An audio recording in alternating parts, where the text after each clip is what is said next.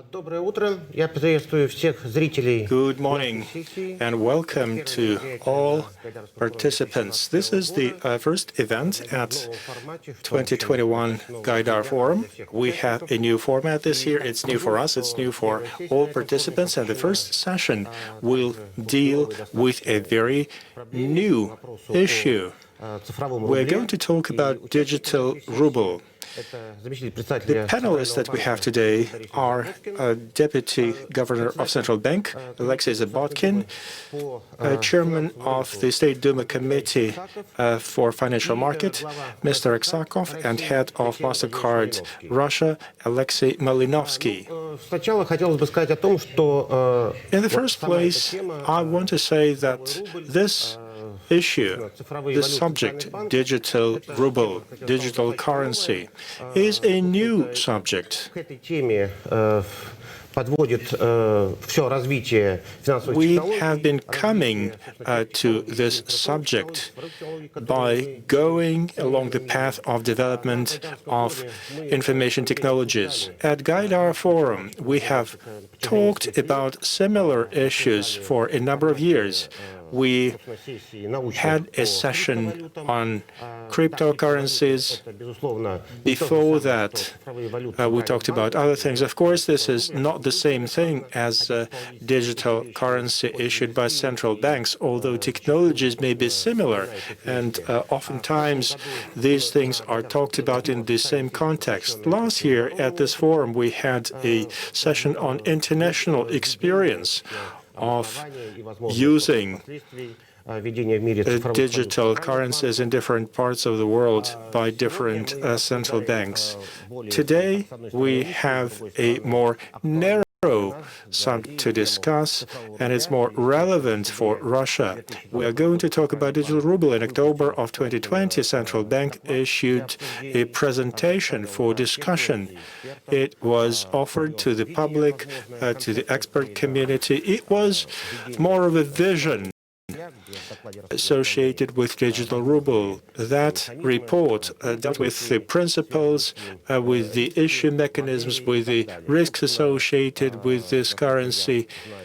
As far as I know, there's been a lot of discussions over 2 months in November and in December. Probably the central bank has drawn some conclusions from those discussions. I think that this is a very interesting, very relevant subject, and there's been a lot of international experience of such discussions of digital currencies issued by central banks.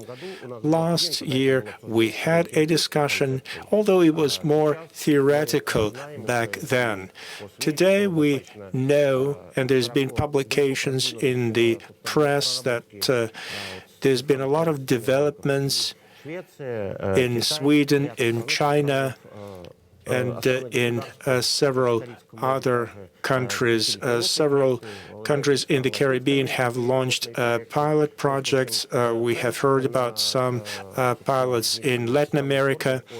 So the experience is there, and the trend is quite obvious. But this is still a very new thing, and there are no best practices available as of now.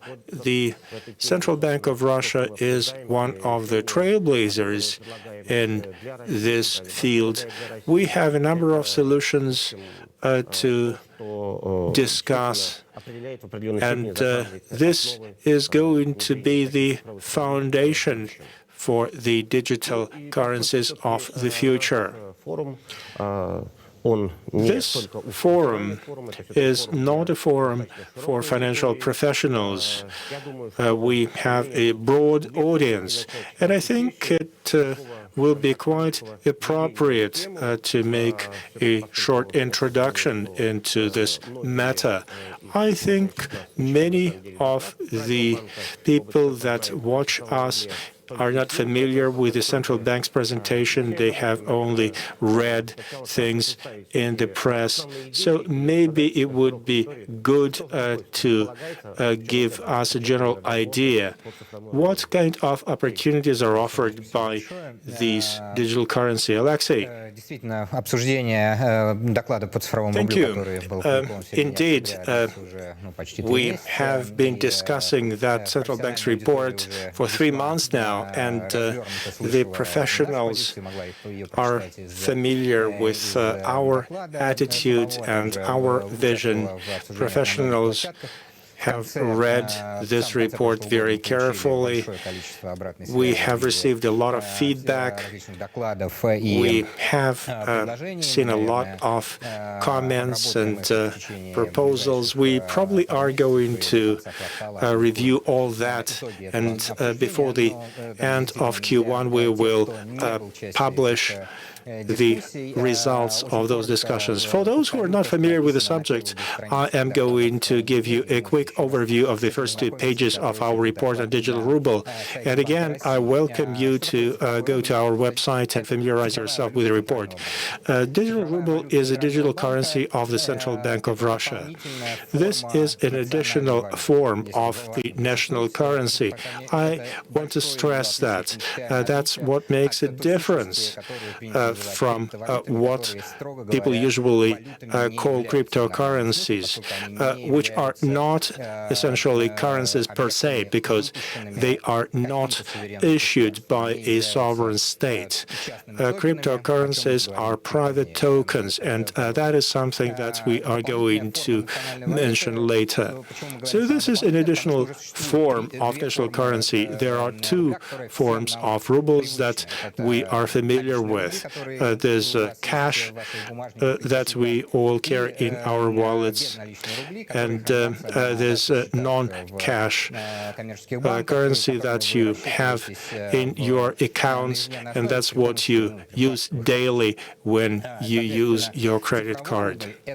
A digital ruble is a form that should bring together the cash and non-cash properties.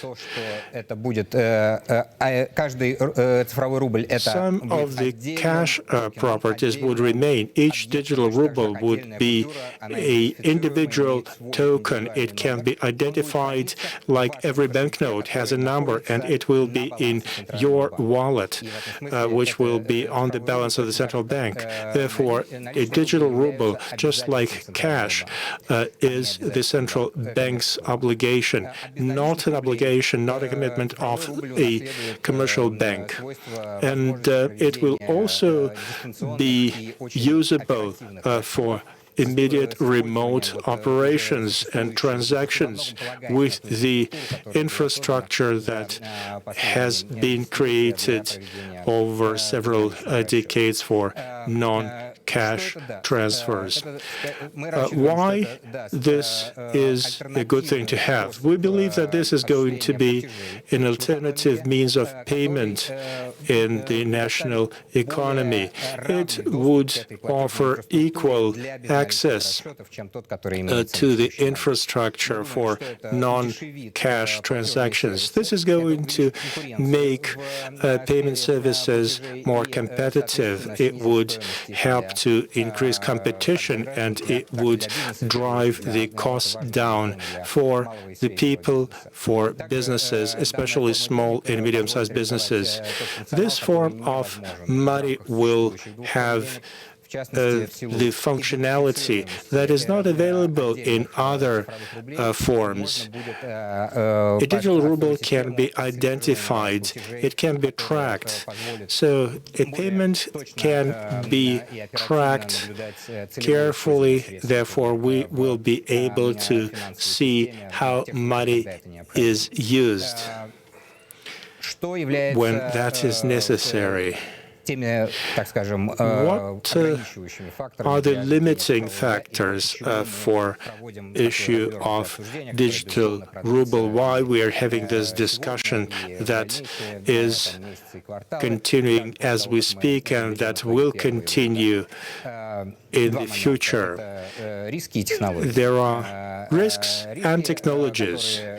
There are several risks out there.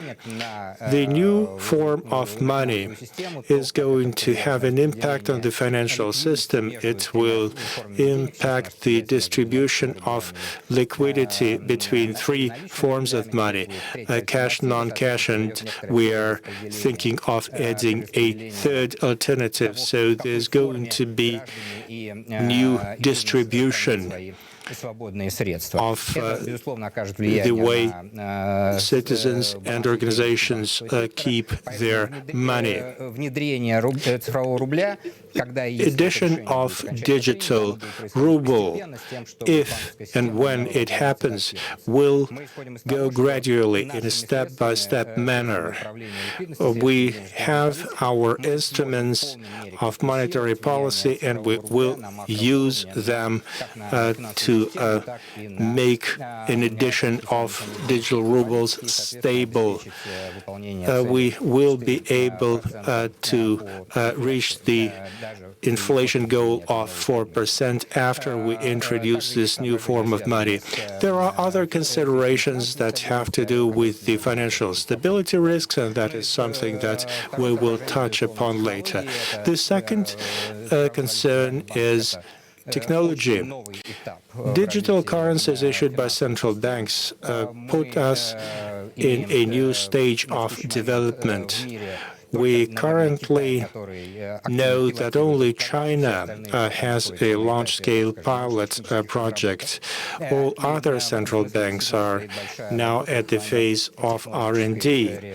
So there's still a lot that has to be done in terms of technology development, and we are counting on technical collaboration with our colleagues in other parts of the world in this field. We want to make this a successful thing. Thank you, Alexey. The subject that we are discussing is linked to information technologies. And the central bank and what you said look like they are launching a new venture, a startup. You're looking at risks, you are looking at opportunities, you're looking at different business models. One way or another, we are adding a third type of money that will be out there for people and corporations to use. Therefore, we must have an answer to an important question. It's not about the type of model that we will use. We need to look at whether or not there will be sufficient demand for it. Do people, do banks, do corporations really need a digital currency issued by the central bank? Will it be relevant? Will people welcome it? Will they want it? That is the question that I want to address to our other panelists. And then I will ask you, Mr. Zabotkin, about your input. I think that the report by the central bank was the indication of demand. In the beginning, when we talked about digital assets, cryptocurrencies, and opportunities associated with them, the central bank was very cautious about this idea. They entertained this subject, but they were very careful. And now they issued this report, and they want to know what different players in the market think about it and how they feel about it. So the central bank is very careful about it, and they are also looking at what other central banks in different countries are doing. This is the response to new technologies that we see arriving. When we were working on the draft law on financial assets, several companies were very much interested, and they have demonstrated their interest to issuing such assets. I think that soon we are going to see tokens that are backed by the assets of those corporations. Many organizations want to use blockchain.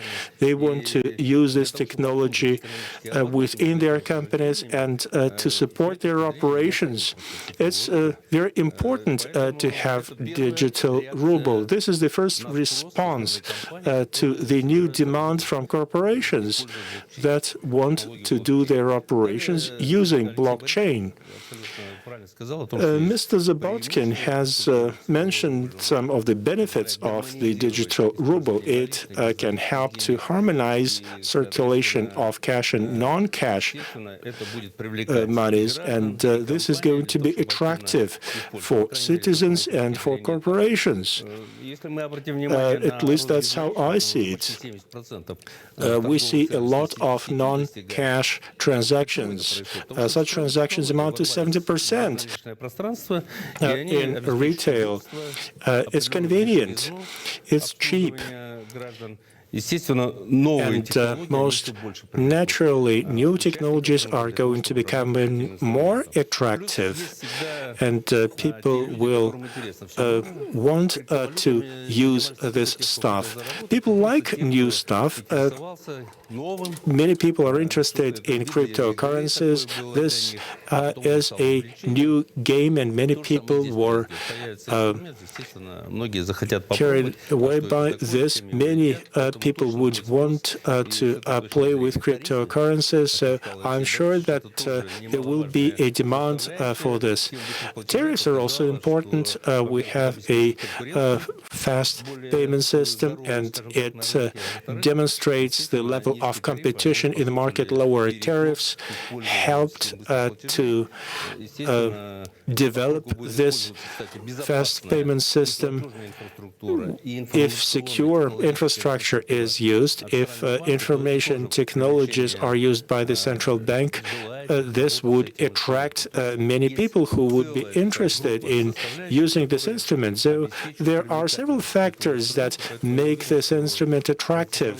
I'm sure digital ruble has great prospects. Of course, this will be also a challenge for credit organizations, because some of the non-cash funds would be transferred into the form of digital ruble, and the central bank would have to work with credit organizations to make sure that they have sufficient liquidity for their objectives and goals. Well, thank you very much for inviting me over. Indeed, this is a very relevant topic. If you look at the global picture, you will see that about 80% of all central banks are actively researching digital currencies. They are deeply involved. Some are more advanced. Some people are still looking around. About 40% of all central banks are experimenting. I can give you the example of Sweden, Canada, Singapore. We have collected some information, and we know that about 10% of central banks in the next 1 to 3 years are going to launch pilots. They are in different phases of readiness now. The first example that comes to my mind is China, then Cambodia. You mentioned the Caribbean region. The Bahamas are pretty much ready, and probably we will soon see pilots being implemented. Is it relevant? I agree with my colleagues. This is a new subject, and it's attractive. When there is an interest to a new technology, people go for it. People go for it when it becomes available and accessible, when it's affordable, when it offers benefits that are new, that we haven't had before. Digital currencies issued by central banks will not be an entirely new solution that will address all tasks. There are probably ways to address very many tasks with the existing instruments that have proven to be reliable and good. But then again, when we're looking at digital digital currencies, we see that many people are interested in this matter. It's about liquidity for the banking sector. It's about economic efficiency. It's about use of payment infrastructure that has been already deployed, that is working. If digital currencies, if digital ruble is properly integrated in the infrastructure which is currently available, if we have good, seamless experience, when we make a payment, we don't want to think how things are happening. We're not thinking about cards, cash, or digital ruble. We want to make a payment, we want to do it in a safe and secure way. So with all the options, we only benefit with the additional functionality. This will be good for the market and good for the people. Why do you think, Mr. Zabotkin, that this will be a good, relevant technology? If we did not believe that it would be relevant, we wouldn't waste our time on making a report. We believe in convergence. We believe that there is a good, seamless combination of cash and non-cash money. We can take our cash to the bank and then use our money to do non-cash transactions. When we go to places, we also have some situations where we cannot use our plastic card to make a payment, but there are very few places like that. But then again, there are situations when there is bigger demand for cash. Digital ruble should not be a substitute for the existing forms of money, and the demand will be determined by many factors. Much will depend on how attractive digital ruble will be compared to the existing forms of money. That will depend on different use cases. This will depend on the costs associated with the transactions. What we see on the positive side is that there was quite a lot of interest for this report that we have seen. And B, we did get some criticisms from the banking sector about that report because the changes are going to be really big for them.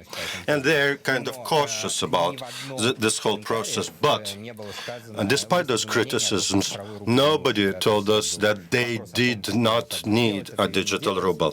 Well, the discussion is more about how to do it. And we are quite confident right now that if we manage to resolve all technological matters, to make it resilient, reliable system that would be resistant to possible attacks, then that would be a solution that would suit all. Of course, the scale is going to be much bigger than the one implemented in the Bahamas. But again, let me emphasize that there is demand for the digital ruble. Talking about interest groups, there are some of those groups who are more active, and banking community in particular. The Sberbank, the leading Russian bank, also expressed their concern about the implementation of the digital ruble, but financial sector is more just Sberbank or banks. It's many companies. Well, you are in the financial market, the payment cards system. What is it for you? Is it an additional opportunity to expand your business, or is it more on the risk side for you? Well, Sergey, definitely it's a step forward. When you make a step forward, there are new opportunities, but also new risks appear, and we have to be aware of those risks. We believe that it's an important and interesting thing in terms of technology, in terms of conceptual development. And for us in Mastercard, we believe that we are one of the technological leaders in this country, forming in many ways how the payment industry is going to look like in the years ahead. And of course, we have to be involved in the process. We have a product, a special platform to test digital currencies. That could be used by the central banks to test their system, to be able to see how the emission of digital money is going to work, what are going to be the relationships between the issuer, whether it's a central bank or any other institution. Maybe commercial banks would want to issue their digital currency. So they will be able to see how the system is going to work, how the payment infrastructure is going to look like. We can do working testing. We can check economic efficiency of the system. So we're watching all of this. At the same time, we as a company in the payment segment, working on the market of payment technologies, as such, we have a strategy, and it's a multifaceted strategy, and we're not a credit card company. We do technologies in the whole payment market, and our objective is to provide to you as a user of our services, to provide an opportunity to make easy, convenient and reliable payments. And being so, we can try out any mechanisms, the transfer from account to account, from cash to non-cash, using digital ruble, using traditional card mechanisms. These are the things we are considering. This is within our multi-rail strategy. No matter what the rail is being used to have the money move along the way, we will check all of these. And I believe this is a new step on the way of developing the payment industry. But we have to be aware of the risks again. We should not make steps in haste. And I do believe the position of the central bank is a well-balanced one. Very well that they've started the dialogue with the industry. We participate in that dialogue, and we need to agree and discuss these things, and I'm sure the involvement of the banking community would be very important there. What's being done in Russia in terms of expansion of non-cash payment has been said here. 70% of all payments are non-cash in this country, and this is a huge number. But it did not start from nothing. That was based on the initiative of the central bank, the payment system companies, the Commission for Financial Markets, etc., etc. Very well. That was very well done, well-balanced approach, and this is something we need in digital ruble. There's another question. Digital law on digital assets mentioned in one of the previous presentations. Well, many people think cryptocurrencies when they hear the word digital ruble, but we know the State Duma, the central bank, give a lot of attention to protecting the rights of consumers. Financial education is something that they do, among other things. But in your mind, what should regulator do here when implementing this instrument? Are there new risks associated with this law? Well, the risks are only technological ones, because the digital ruble is a form of money issued by the central bank, and the central bank guarantees it as a means of payment, the value of that ruble. And the safety of using such rubles, because it would be based on their infrastructure, the payment infrastructure and other elements of the infrastructure. So for people, that's going to be a convenient form of money. And I agree. That doesn't mean that other forms of money would be gone. No, they will continue in existence. They will compete against each other, and that would help expand the infrastructure even more. Now, talking about the technology. Most likely, the digital ruble is going to be used like while we're using mobile applications on our smartphones. Well, most likely, applications associated with the digital ruble will be used. Well, companies, businesses will have to get involved. Credit institutions will have to be involved to make that service most convenient, like we have it for non-cash payments now. And people would be able to select then. And considering that Russia is quite well advanced in terms of digital technologies, I don't think there's going to be a problem there. That would give actually another, will help expand the market even more. Well, I have a question to you now. Clearly, this new form would require better financial education of people. Well, previous stage, when we implemented not cash payments, credit cards, Google Pay, Apple Pay, etc., those were private companies that came up with those initiatives. That was private business who drove those technologies. Now, digital ruble, it's the product of the central bank.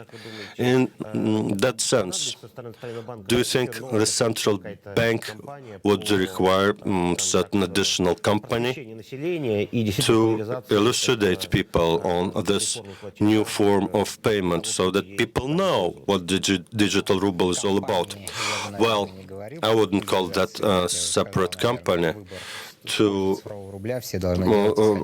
create the awareness for the digital ruble.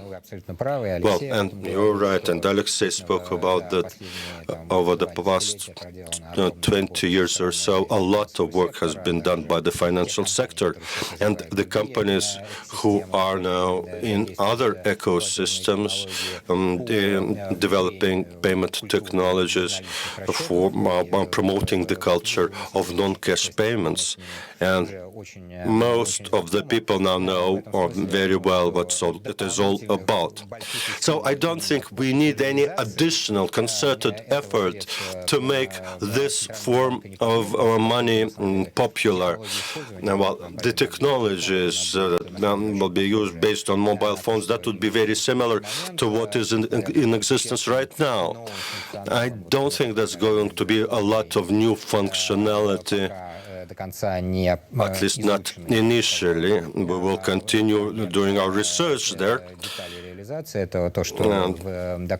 And what's mentioned in the report, offline payments, settlements, when there is no access to the internet, because current non-cash payments, because of the technology underlying this, because of the centralized registers within banks, it's not available for non-cash transfers right now. But we do hope that digital ruble would allow to provide this functionality, offline payments. If you have a wallet with the digital rubles in there, you are located in some remote place with no access to the internet. But the seller also has such digital ruble wallet, and you will be able to make a settlement. And after you make the settlement, when you get back to the internet coverage area, the information about those settlements would be absorbed into the centralized infrastructure of the central bank and verified and validated. But this is the most ambitious part of that project. If we manage to implement that, that would be a very important additional functionality. Now it's available only for cash payments, not for non-cash payments. Well, 95% people 15 years ago would use cash payments. Now it is 70%, and trade and service network is non-cash. Payment cards and other non-cash instruments. The same is going to happen in this area. People will start adopting it more and more actively.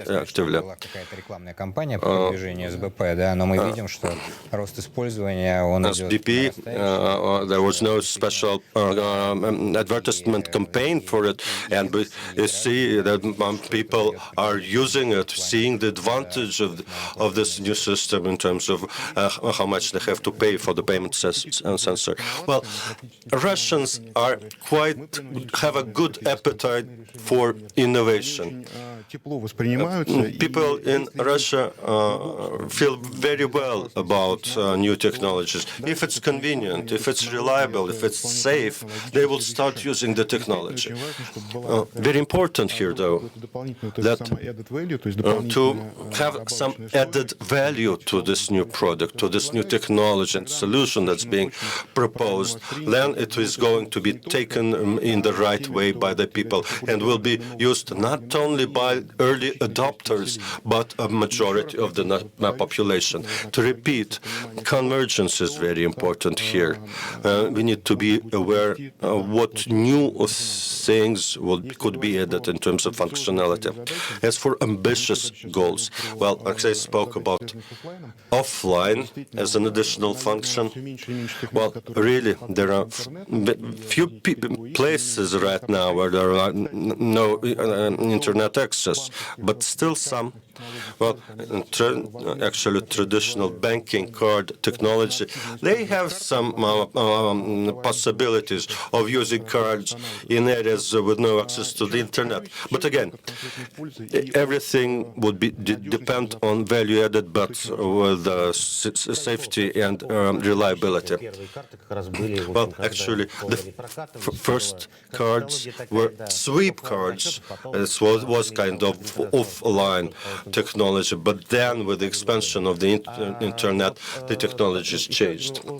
Well, another point being discussed quite often in the media, it's about the international positioning of the digital ruble.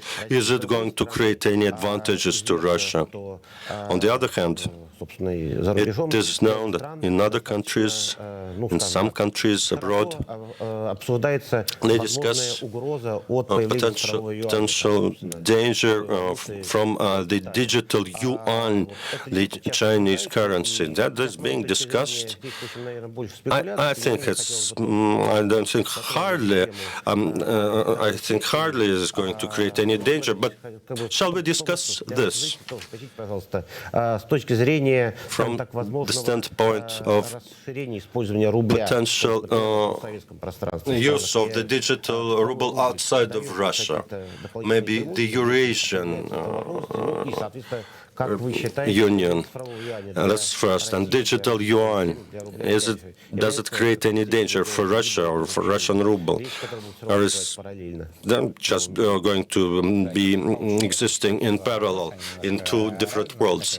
Well, these are similar questions, but these are two questions. Let me start with the use of the digital currency of a central bank internationally for international settlements. If we take a look at the history of the discussion of digital currencies in international conferences, like the Bank of International Settlements, who promoted the topic of digital currencies of central banks for several years, and the very idea that digital currency of central banks would make international settlements less expensive. That was their point. But for central banks, this is not the main motivating factor. The motivating factor is that there's demand for this synthesis of the advantages of cash and non-cash payments. This is the main thing. That's why we're discussing this thing. It's for the national payment system. But maybe on the second stage, if the implementation is successful and people adopt this ruble on a national scale, then there could be movement for broader use of the digital currency of central banks for international settlements. But that could only be a next step after all technological and economic issues will have been addressed at the national level. So it's like a more remote thing in the future. But in the design of digital currencies, this idea is incorporated, this long-term functionality. We have to keep that in mind, yes. Now, about the digital yuan, considering the speed of the pilot project that are implementing and the intention of the authorities of China, that they want to make it alive currency during the Winter Olympics in China in 2022. Yes, it's very probably going to be the first digital currency that's going to be implemented on a large scale. But first stage, of course, is going to be available only inside of China. And how it's going to evolve after that, that would be dependent on the development of digital currencies in other countries. But in general, in the long term, the digital currencies of central banks will be more internationalized, yes. I have another question. Unfortunately, what we see happening right now is there are tendencies for more sanctions, economic, financial sanctions against Russia. And one of the risks, or one of potential sanctions being voiced out loud since 2014, is the risk that Russia would be disconnected from the SWIFT system. The availability of the Russian digital ruble for settlements inside Russia. Will it be able to reduce the risk, or is it not connected with that at all? And it would be interesting for people in general. If we're disconnected from SWIFT, is it going to be a serious danger for our system? Well, let me tell you, first of all, the biggest companies I mentioned who want to issue digital assets, they're, of course, interested in using them trans-border-wise, the digital ruble blockchain technologies, because they have their branches in other countries and they would want to see how it goes on. And with that, they, of course, remember about the risks associated with international sanctions. No, well, they believe blockchain can help address the risk. Now, talking about disconnecting from SWIFT, I do not believe in this, that it is possible, because that's an international organization with a headquarters in Brussels. Formally, they're independent. And of course, America has a lot of influence, and there had been precedents that against the rules of SWIFT, they made SWIFT to do something against their rules after September 11. And if there's big pressure enough from somebody who has a lot of clout, and they disconnect Russia from their services, that would be a blow to the reputation of SWIFT, and hardly are they going to do that. But theoretically, that is possible. But we are prepared internally. We have created and being used and using an internal system of financial statements, transfer of financial statements, being used by big companies in Russia already. That's for inside the country. As for the use of digital ruble or digital currencies of the central bank, yes, it's also possible. But for that, we need to make sure those systems are compatible. You say, China is implementing this system, we're going to implement the system. In Europe, they're doing that. The United States is doing that. But for this, we need to first make sure there's technological compatibility between the systems.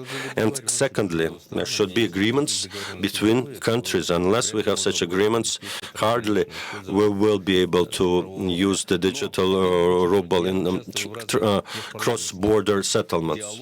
Well, I participate in parliamentary dialogues in India, in China, in Iran, and we discussed a blockchain for mutual settlements in national currencies.